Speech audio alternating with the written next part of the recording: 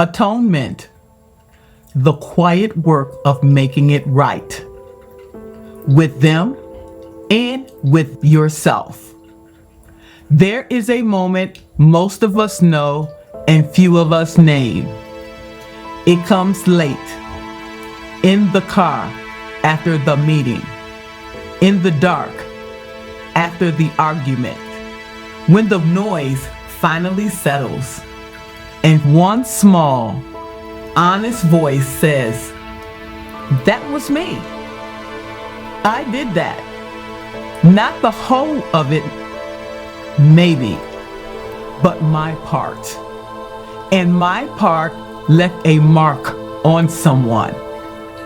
What you do in the next breath decides everything. Some of us run from the voice for years. Some of us collapse into it and never get back up. And some of us, the ones still learning, which is all of us, stay in the room with it and begin the quiet work of making it right. Break the word open, and it will tell you what it wants from you. Atonement, to be made whole again with the person you hurt and with yourself. The world was never about suffering. It was all about coming home. What atonement is not. Hear me on this, because so many of us were taught to atone for things that were never wrong. For taking up space, for having a voice in the room, for being the one they did not expect. If you have spent a lifetime apologizing for your presence, then your sense of what you owe is tender in all the wrong places. Sore where there was never a wound, and numb where there was.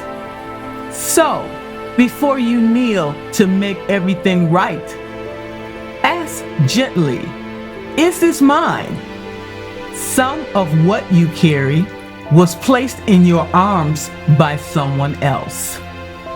Blame that got handed down, guilt that got reassigned, shame that belonged to the person who hurt you. You have watched it happen. Some of you have lived it. That is not your debt. That is their bridge to rebuild. And you are allowed to set it down. You cannot atone for taking up space. That was never a debt. What atonement is. Real atonement begins with a distinction your heart already knows. Guilt is a visitor. Shame moves in. Guilt comes to the door with a message. Something you did caused pain, and it can be tended. Shame doesn't knock, it occupies. It tells you that you are the damage, that the kindest thing you can do is disappear quietly, so no one is inconvenienced by your repair.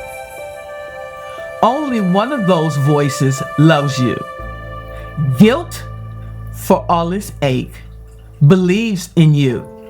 It believes you are someone who can make things right. Shame believes in nothing. The leader who confuses them either refuses to atone at all because admitting fault feels like dying, or atones forever, performing remorse long after the wound has closed, because she is serving shame, and shame is never satisfied. And the apology? The words themselves is only the doorway. It matters. It opens something.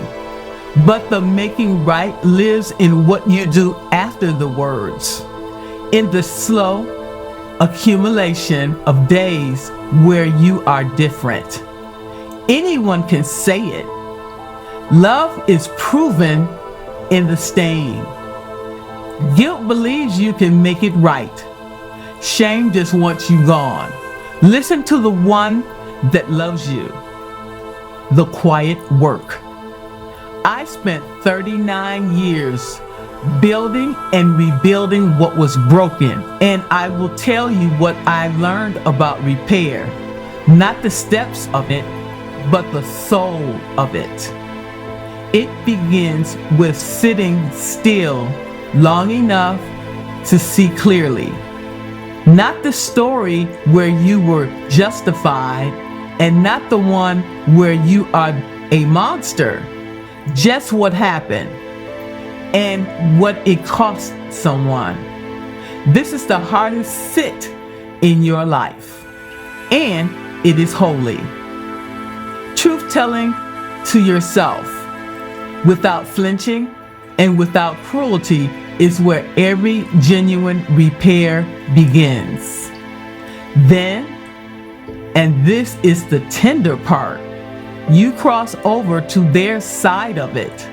You stand where they stood when your words landed. You let yourself feel what it was like to be them in that moment, even though every instinct wants to explain what you meant. Intent is your story. Impact is theirs.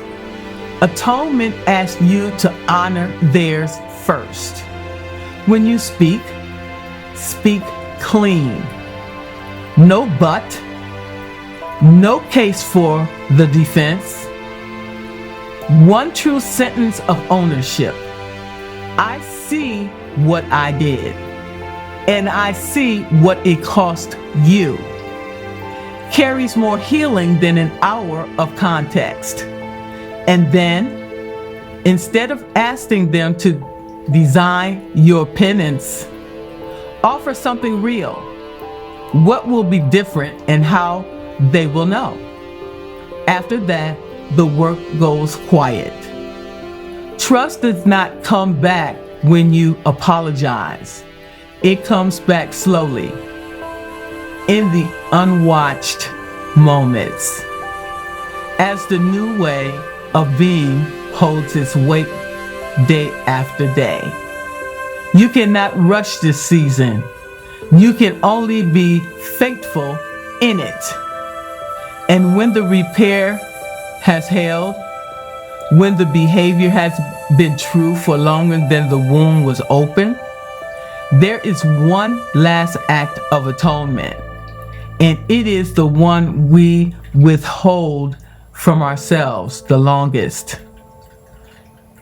You forgive you, not as indulgence, as completion.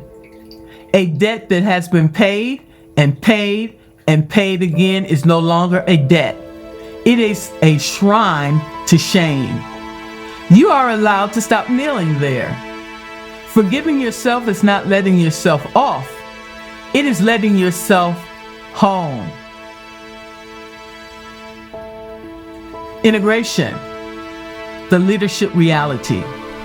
Leaders who cannot atone lose their people slowly, not because of the mistake, but because of the hiding. Your team can forgive almost anything you own. What breaks them is watching you refuse. And leaders who overtone lose something quieter.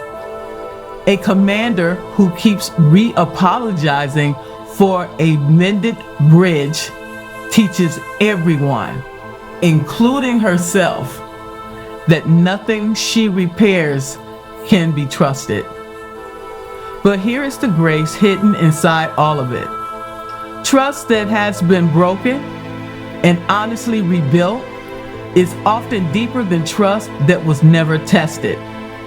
In the repair, your people learn the thing your best performance could never show them, that when you fail, you will not hide, and when you owe, you will pay in changed behavior, not in performance.